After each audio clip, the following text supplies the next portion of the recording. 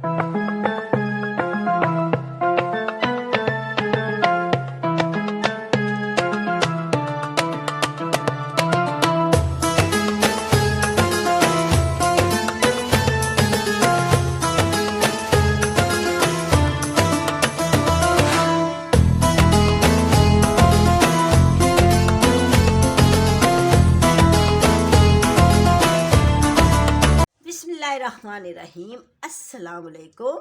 कैसे हैं आप? अल्लाह ताला सबको अपने अपने घरों में खुश खुर्रम रखिए। आज मैं अपनी किचन में जो रेसिपी लेके आई हूँ वो है देसी मुर्गा। ये मेरे पास देसी मुर्गा है, ये 1.25 किलो देसी मुर्गे का गोश्त है। इसको मैं कैसे बनाऊंगी, इसकी मैंने कढ़ाई बनानी है। अब मैं आपको बताती हूँ कि इसमें कौन से मसाले जाएंगे। इसमें मसाले, 1 अदरक का टुकड़ा जाएगा, 2 लहसुन की ये गोथी जाएंगी। ये देखिए, ये देसी ही लहसुन की होती है। इसकी निशानी ये होती है कि ये इसकी सुरख सुरख, ये देखिए इसकी ना ये सुरख सुरख होती है, ये इसकी जो गठी है, ठीक है। और 1 प्याज का टुकड़ा है, 2 टमाटर है, और इसको मैं देसी ही घी में बनाऊंगी। मेरे पास 1 कप देसी घी है, ये मैं कढ़ाई में डालूंगी। और 1 चम्मच सुरख मिर्चा और 1 ही चम्मच नमक है।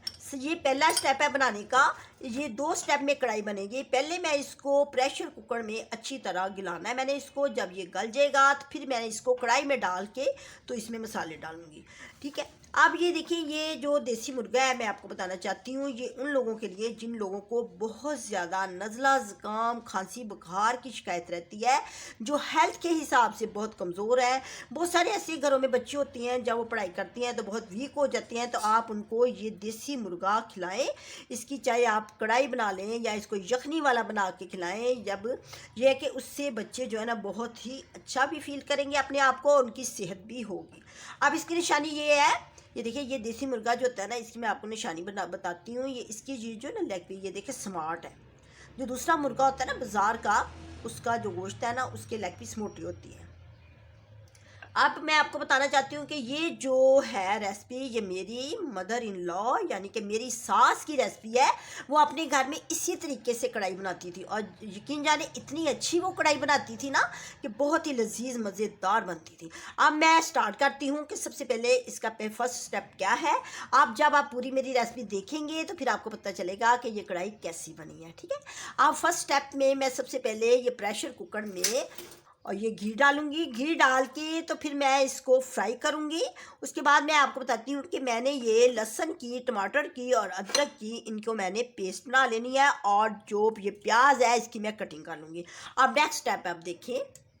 अब ये देखें, सबसे पहले तो मैं प्रेशर के नीचे मैंने आग जलाई है।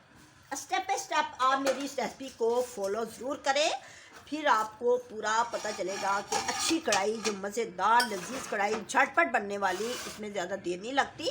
लेकिन यह कि सबसे पहले इसको गोश्त को अच्छी तरह गला लेना। अब इसमें मैं आधा कप घी, ये मेरे पास देसी घी है, क्योंकि अगर देसी मुर्गा बन रहा है तो देसी ही घी में बनाना चाहिए। देसी घी में ये आधा मैंने यूज़ कर लिया है, आधा मैं नेक्स्ट स्टेप में बताऊँगी। अब जैसे जैसे ये घी गरम हो जाएगा तो मैं इसमें ये प्याज डाल दूंगी जिसकी मैंने कटिंग कर ली है।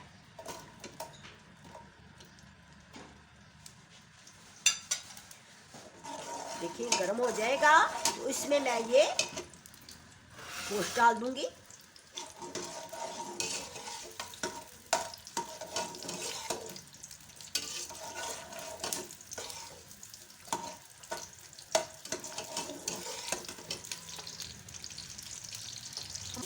इसको ज़्यादा ब्राउन नहीं करना, ना ही ज़्यादा इसको पिंक करना है। अब मैं इसमें ये गोश्त डाल दूंगी।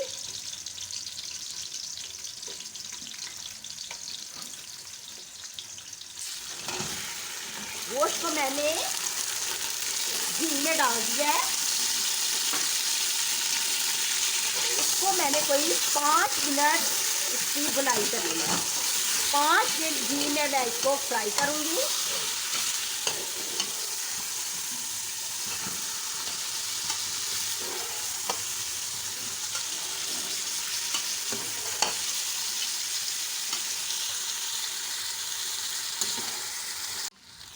देखें, इसकी मैंने 5 मिनट बुनाई की है, यानी कि फ्राई किया है इसको प्याज और घी के साथ।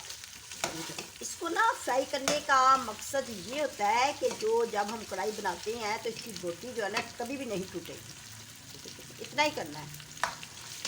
अब मैं इसमें ये मसाले डालूंगी। ये मेरे पास 1 चम्मच मिर्च का और 1 चम्मच नमक का है।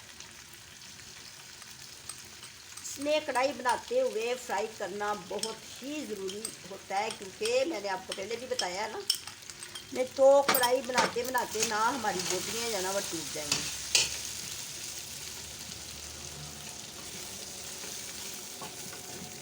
मसालों को मिक्स करके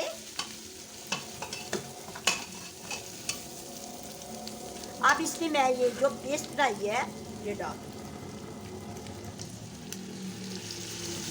ये अदरक लहसुन की पेस्ट बनाई है मैंने और टमाटर, अदरक लहसुन टमाटर की जो पेस्ट बनाई थी वो मैंने इसमें डाल दिया। अब इसको मैं कुछ देर 1 मिनट में इसको भी इसमें मिक्स करूँगी मसालों को, और फिर उसके बाद मैं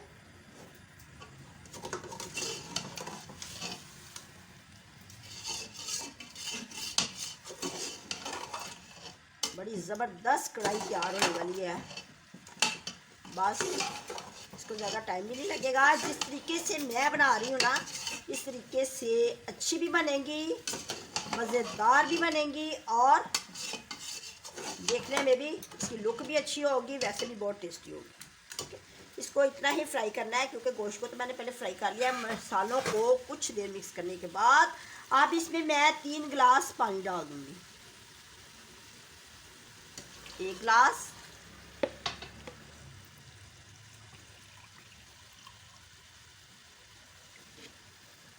ये 2 गिलास, क्योंकि गोश्त जो होता है ना देसी मुर्गा, ये ज़रा देर से गलता है, ये कभी भी जल्दी नहीं गलता, इसको टाइम लगता है गलने में।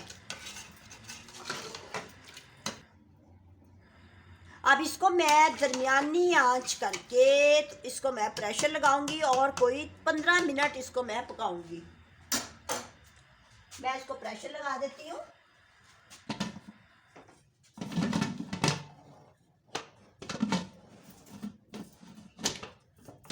इसको मैं प्रेशर लगा के फिर इसको मैं इसके ऊपर वेट लगाऊंगी।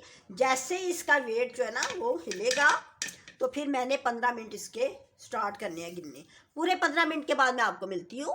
अब मैंने 15 मिनट प्रेशर को वेट लगाया था और इसको मैंने अब ये कढ़ाई में डाल दिया।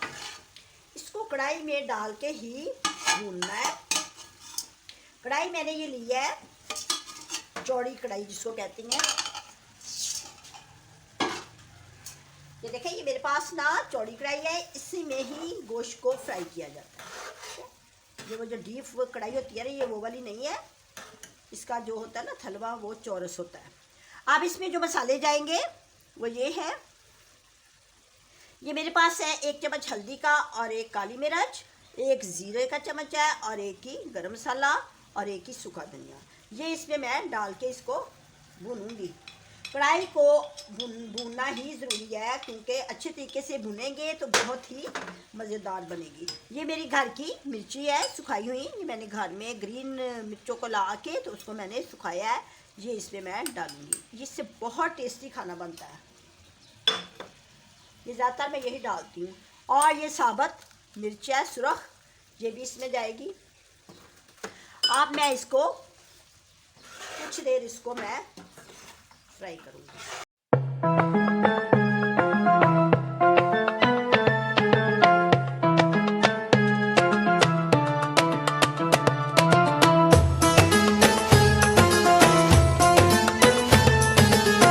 एक प्याली दही है, ये इसमें डाल दूँगी।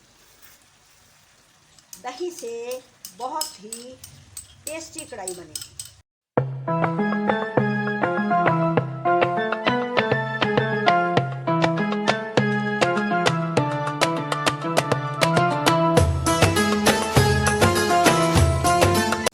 ये देखें, अब ये मेरी कढ़ाई बिल्कुल रेडी है।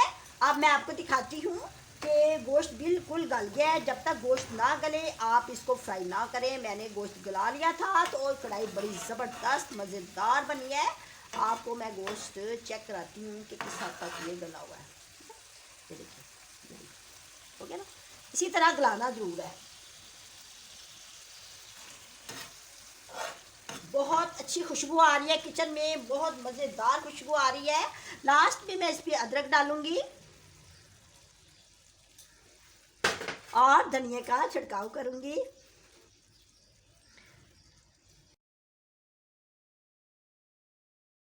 तो आप भी इसी तरह बनाएं और दूसरों को भी इस रेसिपी को शेयर करें। देखिए बोटी भी देखकर टूटी है बोटी। मैं आपको बोटी चेक कराऊं, कितनी ज़बरदस्त।